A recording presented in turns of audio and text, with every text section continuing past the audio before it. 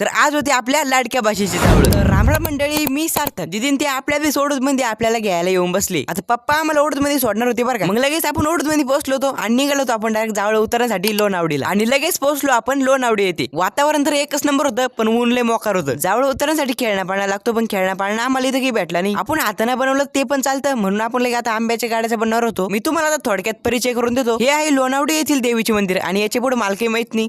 आणि ही आहे आपली लाडकी भाची. भाचीच्या जावळाचा उतरण्याचा मान आम्हालाच का असतो बरं. लहान मुलं तर डायरेक्ट लयच मोकार खुर्ची आणून घंटी वाजून डायरेक्ट नांदच खोळा करताय. इकडे आता दपडे वाजवणार पण आले होते. जावळ उतरण्याच्या आधी सर्व देवांची दिदी आधी पूजा करून घेत होती आणि लगेच जावळ उतरण्याची तयारी चालू होती. आणि आता लाडक्या भाषेचे आम्हाला टोपी उपरणं दिलं होतं आणि लगेच आपल्या भाषेचे जावळ उतरायला सुरू झाले होते आणि लगेच आपल्या भाषेचे जावळ उतरणं पण झाले होते. हे बघा महाराणा प्रताप मोकार विषय. आता आम्ही इथून निघालो होतो आळंदीतील आसराला. चला लोणावडी निघतो डायरेक्ट आळंदला दगतो आणि लगेच पोहोचलो आपण आळंदीतील आसराला. मस्तपैकी आपण आधी दर्शन करून घेऊ. मग इथे मस्तपैकी दर्शन करून घेतले. आळंदला दर्शन करून आम्ही निघालो होतो डायरेक्ट दिदीच्या घरी. आणि तुम्हाला आता एक काम करायचंय, लवकरात लवकर आपल्याला फॉलो करून घ्या.